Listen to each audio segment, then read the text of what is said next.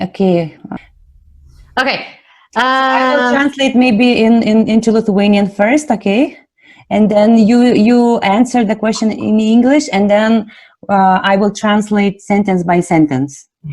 Can you mention a couple most interesting functional innovations that was created from true creativity? Tai klausimas yra toks, ar Nicole galėtų įvardinti keletą funkcionalių inovacijų, kurios buvo sukurtos būtent iš tos kaip tikroji kūryba, kurios galėtų būti kaip pavyzdys tikros kūrybos? Well, it's an interesting question. So innovation, and that's where it's important to know. So innovation is commercialized. So that's on the big market. That's something. Inovacija yra komercializacija, taigi jinai yra pritaikoma dideliai rinkai.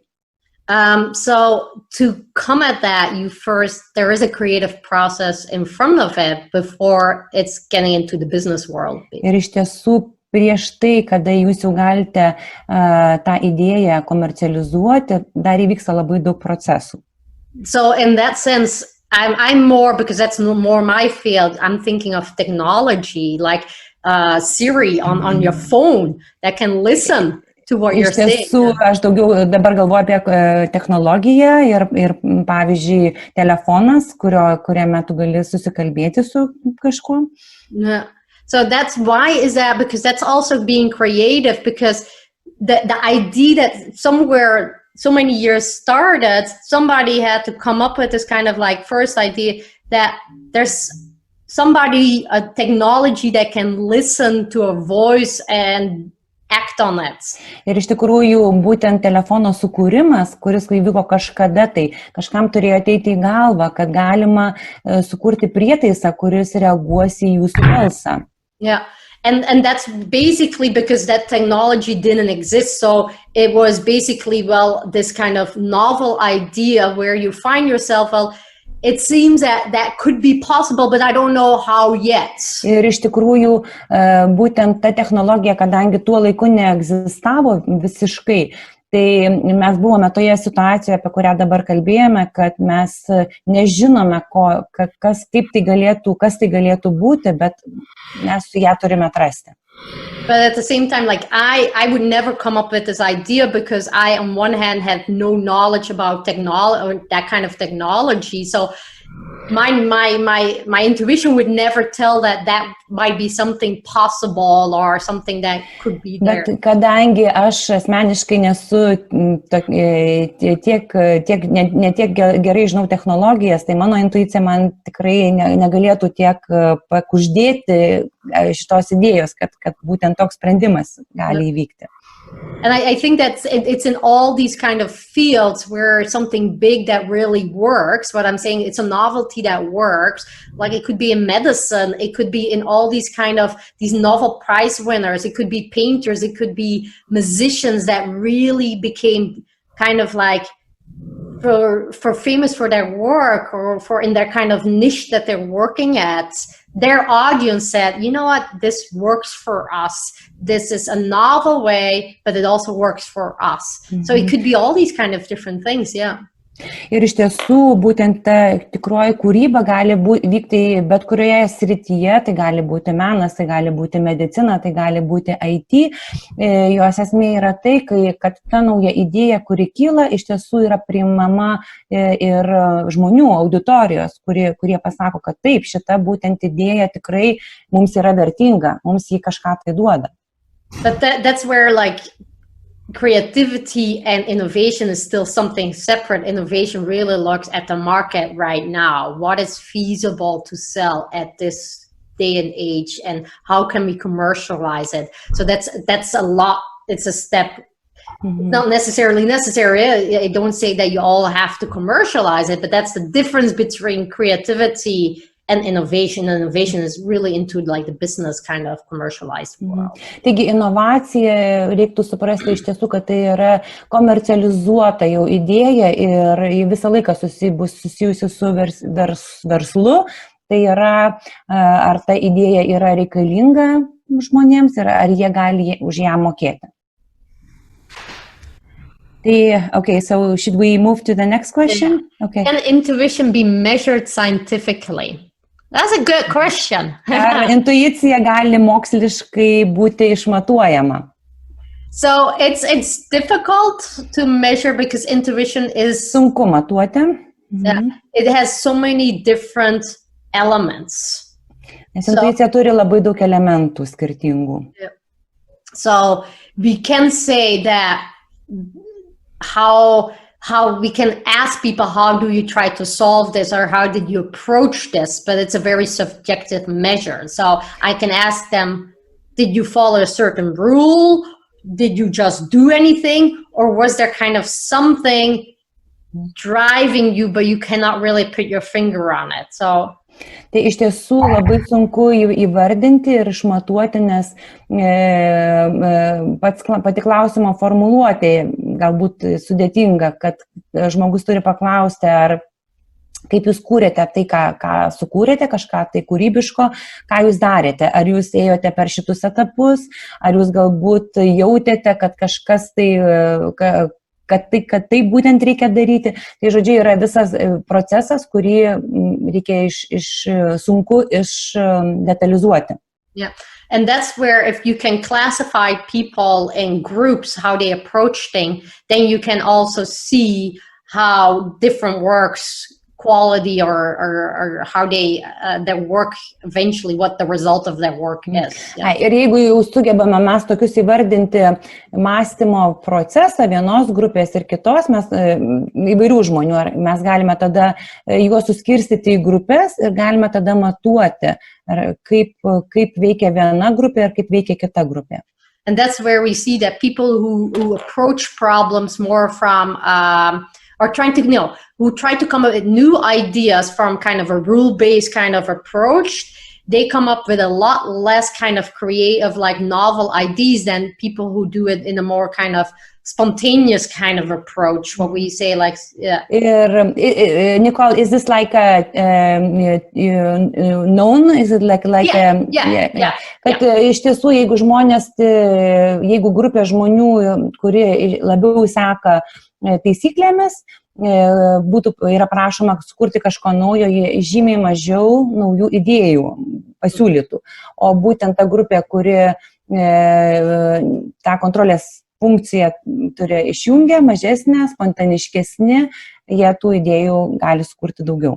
But maybe something that might be interesting as just, it wasn't really the question, but for somebody who doesn't have this kind of a lot of knowledge in a certain field, they don't have that intuition yet. So, and people who are really novel in a certain field, they need kind of these rules, these kind of steps, they need this kind of boundary to work and then slowly build it up and make those boundaries less necessary. Bet iš tikrųjų tie žmonės, kurie yra nauji tam tikroje srityje, jiems pradžioje yra reikalingos tam tikros taisyklės, kad jie pirmiausia jas įsisavintų ir paskui pradėtų jau veikti.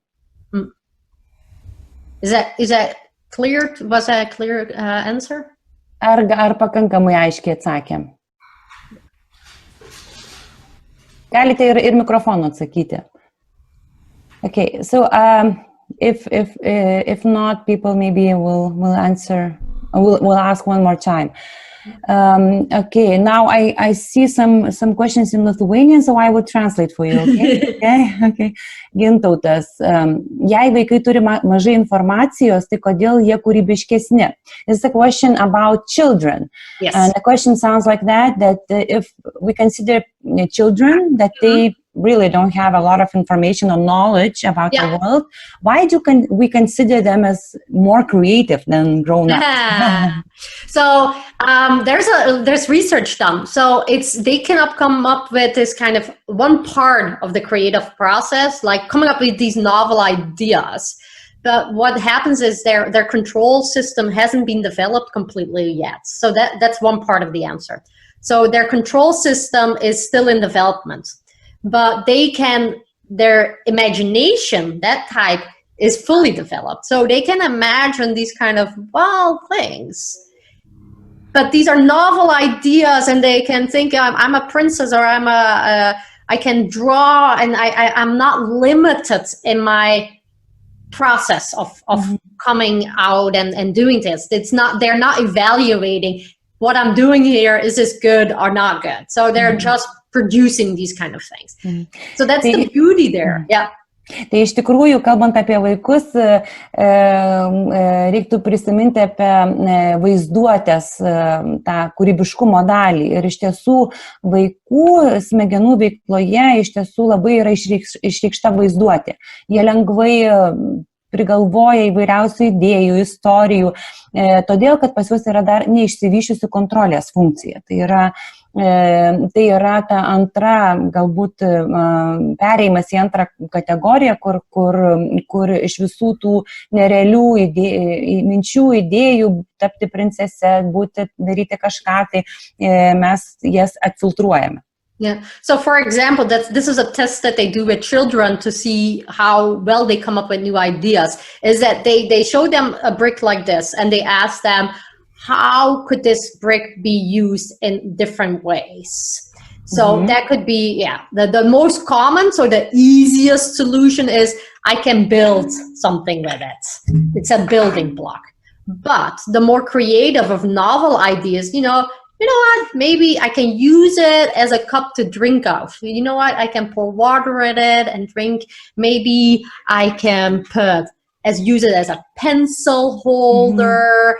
So we see with children, they are not limited. Their brain is not telling you what their appropriate answer is. So they just go for it. They just like, you know what, maybe drink about it. And that's new ideas generation, Tai iš tiesų vaikams, jeigu parodytume šį raudoną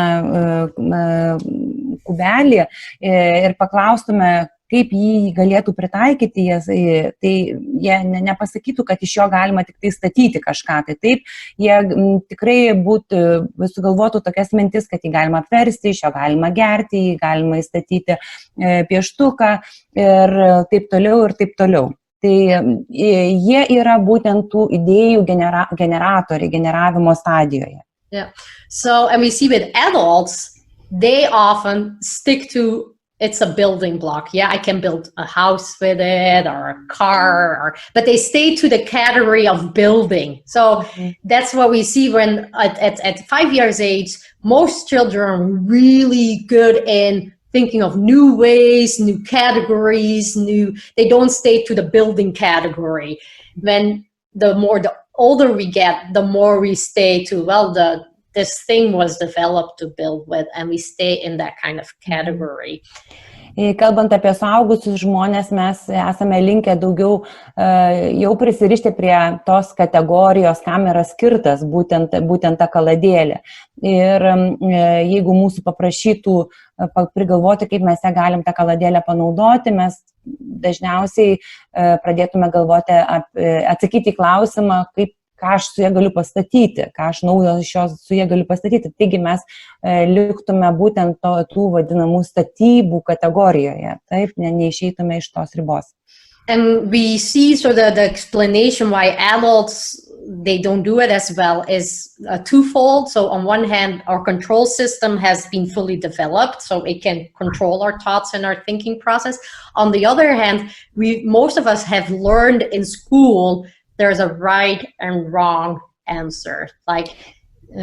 Iš tiesų, suaugę žmonės dažniausiai apsiriboja būtent ta viena sritimi, jau kurią jie žino, dėl to, kad pirma yra išvystyta geriau kontrolės funkcija, o antra, todėl, kad mes mokyklose puikiai esame išmokinti, kad vienas atsakymas yra teisingas, o kitas atsakymas neteisingas. Yeah. So we've been taught in school to be logical, to be rational, so that one thing, that control system has been trained very well, but that creative kind of process have not been as trained. And we see from research that adults, when they been trained again in creativity, that their creative processes they truly get more creative. They come up with new solutions. They can get better in thinking about how could this work in different ways. Yeah. Ir iš tiesų tyrimai rodo, kad iš tiesų mums suaugusiems žmonėms reikia mokytis būti kūrybiškais. Ir kai mes iš tiesų pradedame mokykloje, mus to neišmokė. Mokykloje mus išmokė būti racionaliais, racionalizuoti, rasti sprendimus.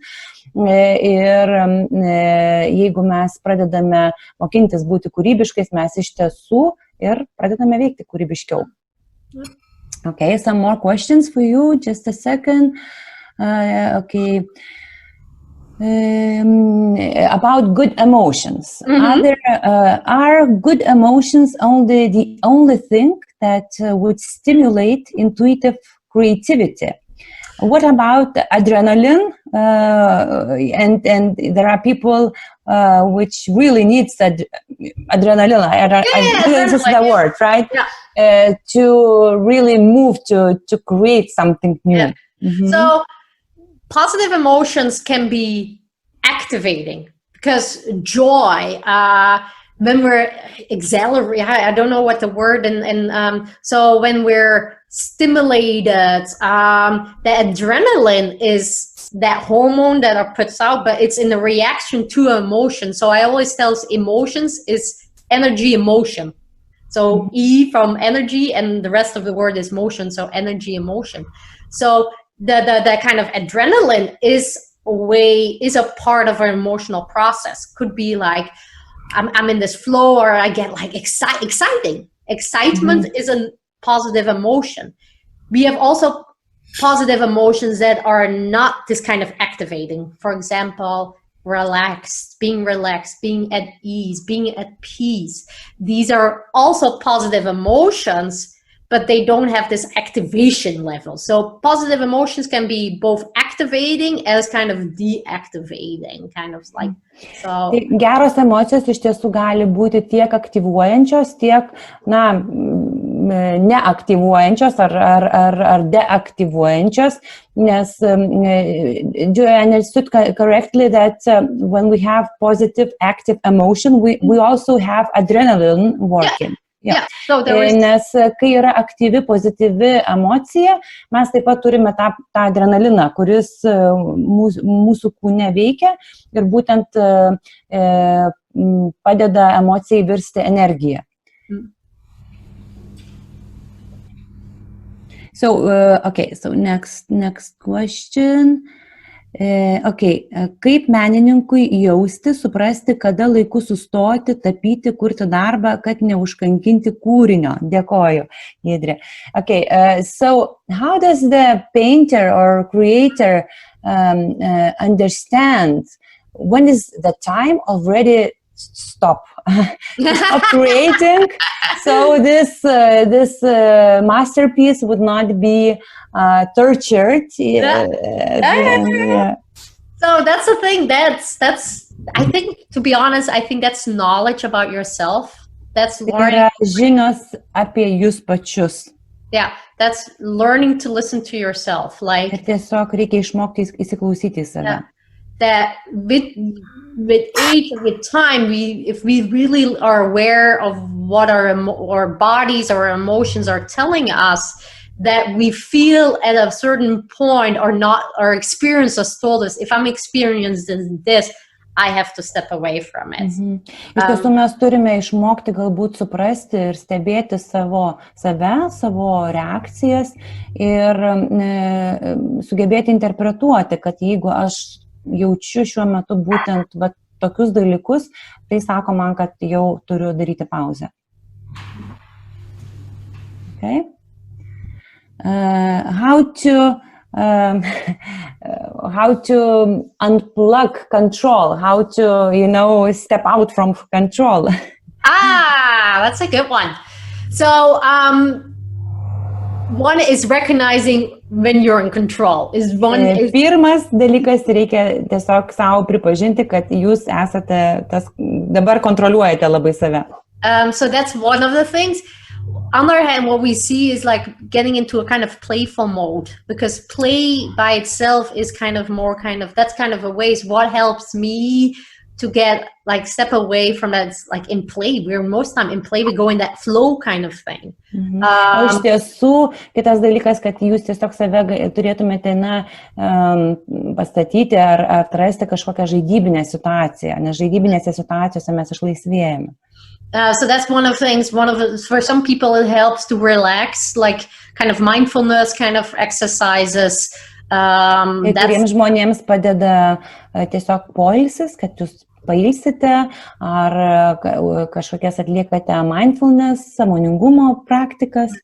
Yeah, so it's really kind of like, on one hand, relax, on another hand, it's playing with new elements, not with the goal of it has to work. It's just the act of is kind of a playful thing. I just want to experience new paintings, and my goal is not to create something, because then I'm constantly with it. I'm just getting kind of these new experiences. Ir iš tiesų jūs norėdami išjungti kontrolę, tiesiog leiskite savo būti žaidybinėse situacijose, bet tam tikros užduoties, kad jūs dabar privalote kažką tai padaryti. Jūs turite tiesiog leisti savo žaisti be didelių užduočių savo. Tada mes tą kontrolę galime išjungti. Yeah. So I tell most of my clients, it's practice. It's practice that you do this and you get more aware of in which state of mind you are. Like in the beginning, you're trying constantly, is it good when I'm doing it? And the more you're trying to like, okay, you know what? I can just paint without it needing to be something nice or beautiful, or I'm just painting to paint. The more you practice that, the more it comes natural to you, like, okay, in which kind of flow you are. Am I in just the creating part, like the generating kind of like, and when am I too in the controlling kind of part, yeah. Tai iš tiesų ir tai toks principas, pirmiausia, suvokimas, kurioje jūs būsenoje esate, ir tiesiog leidimas savo, jeigu norite generuoti daugiau minčių, idėjų, o išjungti kontrolę, tiesiog neiškelti savo tam tikrų užduočių, nepradėti vertinti, o tiesiog mėgautis procesu, būti procese ir mėgautis procesu. And for some, it helps to paint in the evening, or do something creative more in the evening, because then your energy from that control processing system that you sometimes need is then already lowered down, so it doesn't have much control to do it. That's why some people in the shower, for example, that's another thing. Like in the shower, we sometimes get these craziest ideas because we're not consciously trying to solve something. Or in the evenings, you notice like it's easier for some people to do that because they're not trying to control their thinking, or cannot even control their thinking anymore. So, yeah. Ir iš tiesų jūs galite irgi pastebėti, kad, pavyzdžiui, kartais geros mintys, labai kūrybiškos mintys ateina duše, ar ne, prausiantis, arba vaikštant kažkur. Tai iš tiesų vyksta todėl, kad mes tiesiog atsipalaiduojame, mes išjungiame tą kontrolę savo tinklą, ir tada kūrybinės emocijos, kūrybinės idėjos pas mus ateina žymiai lengviau.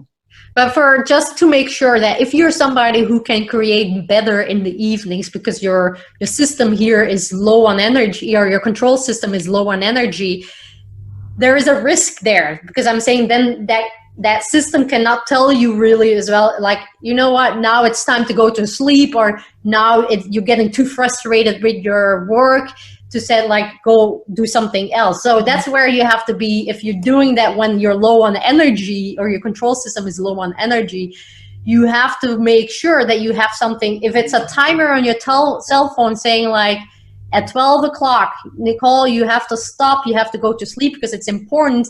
You have to have these kind of like emergency settings that tell you now it's done now, because you might be then going, sometimes you're in a good mood, a good flow, so you're creating well, but it could be that you're getting too frustrated. And because that control system is not there telling you like, okay, now it's time to take a break, you have to almost put reminders out there to say, now you have to take a break. Tai iš tiesų, tos kūrybinės mintys gali dažnam labai kyla vakare, kadangi mes esam pavargę, mūsų energijos lygis yra kritęs ir tada kontrolės tas tinklas, jisai negali taip gerai veikti. Todėl labai dažnai kūryba vyksta naktį arba vakare. Ir čia Nikolė irgi nori atkreipti dėmesį, kad mes turėtume irgi sąmoningai tą suvokti ir stebėti, kad tiesiog saugiklius turėti, kad tas procesas nesitęstų labai ilgai, kadangi turint mažai energijos, be abejo, kartais atsidrandame tame etape, kai mes galime tiesiog tuščias būti mūsų buvimas ir turbūt ir pervargimas. Is it like with when we say that we get tired, it also because of that, because we do not stop. Ir tada be abejo tas pervargimas yra, kada mes turime net galbūt žadintuvą nusistatyti, kad štai leidžiu savo be kontrolės tinklo veikti iki 12 valandos, o paskui viskas, stop, aš tikrai turėjau pailsėti, nes kad aš turėčiau energijos toliau kurti. Okay. Ilona, noriu paklausti dėl saugios ribos, kurios nevalia peržengti. Viena psichiatrė pasakė, jei čiurlionį būtų išgydę, ar jis būtų likęs kūrėjų, kiek pavojingas pertempimas, nelegalios priemonės, kvaišalai, išdykavimai, ar to lygi galimybė būti kūrybingu pozityvioje erdvėje, atsipalaiduojant pozityvę. Now there is a question about the safe zone where we cannot, step out when we create. So we have a famous painter in Lithuania, Čiurlionis. He's a symbolist, quite famous and over the world.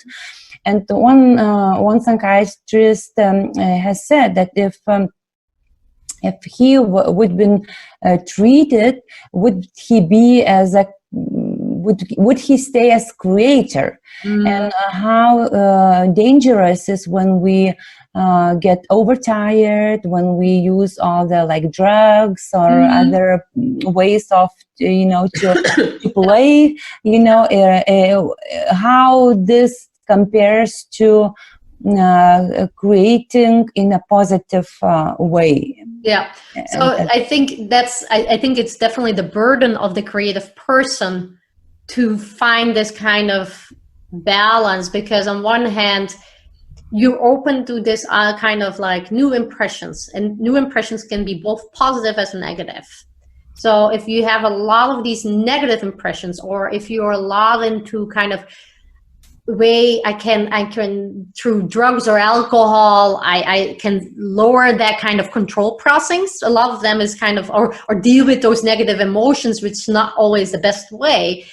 So that's where the burden of the creator is. Can I find a healthy way of moving between these kind of like, I'm in a creative zone that also is a risky zone because I can be open to also negative influences, or I'm getting too into kind of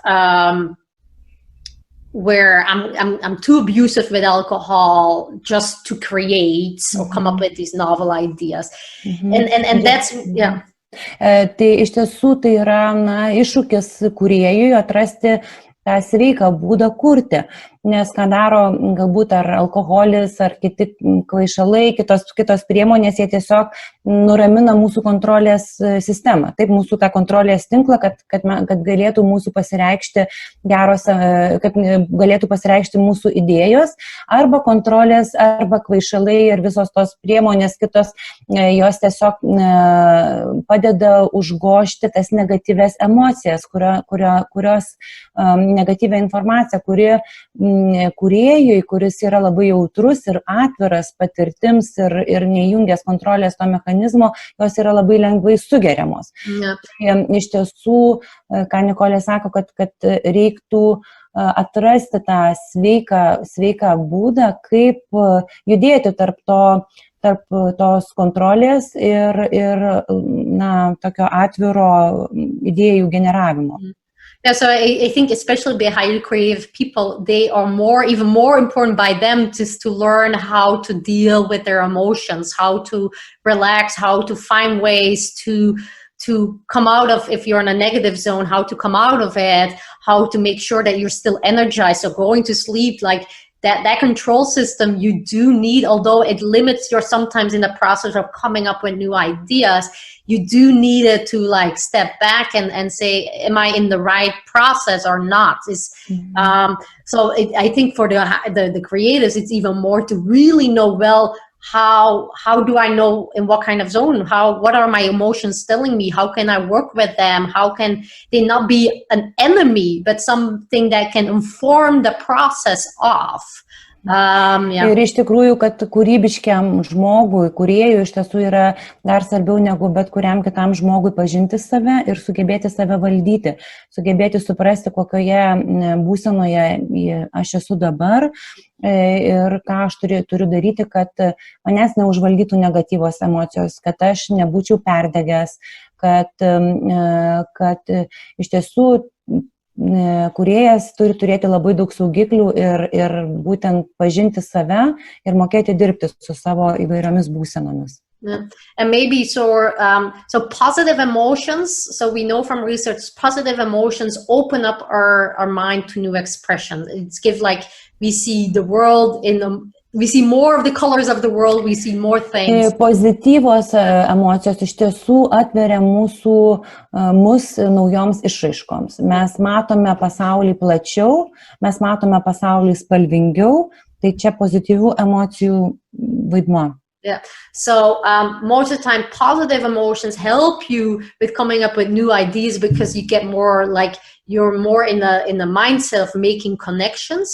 Negative emotions help us too, in a sense of when we're frustrated with how something is, we keep working on it. Like this kind of like persistence, like it's not really what I want, so I'm gonna continue working on it. So if you have this idea and you really want to put it out, you also need this kind of like drive, like not being happy yet with how it is.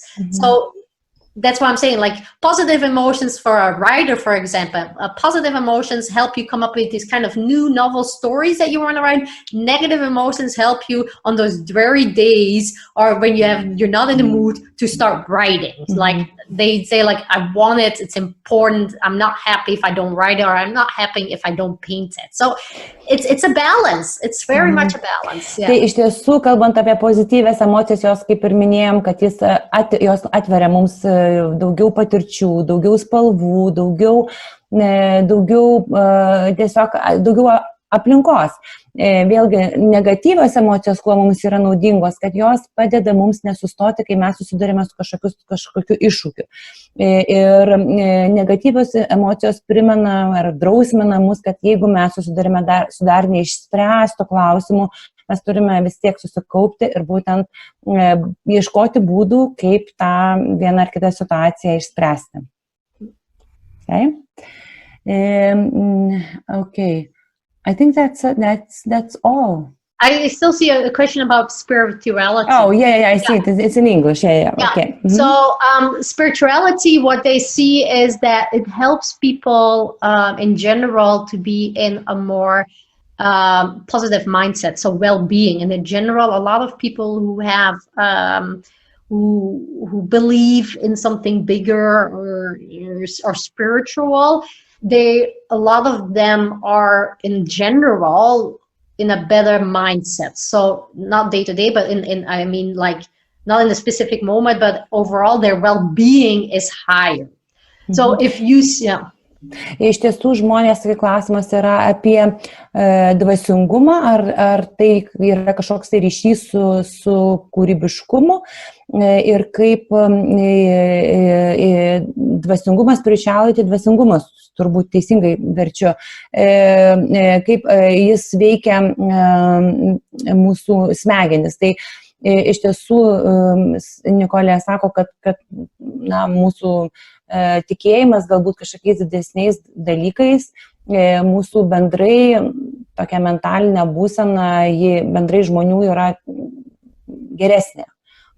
So I don't know It could be, but I don't myself know directly a link between spirituality and creativity, but I do know there's a link between spirituality and kind of overall well-being. Ir iš tiesų negalėtų įvardinti galbūt ryšio tarp dvasingumo ir kūrybiškumo, bet tarp dvasingumo ir tokio bendros geros būsenos, gerovės, jie galėtų pasakyti, kad taip egzistuoja.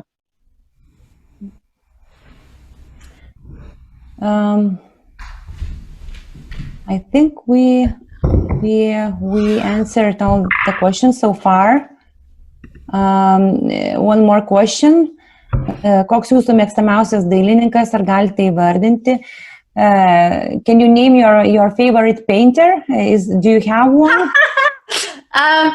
It changes with time, I noticed. When I was younger. Keičiasi su laiku. When I was younger, Monet.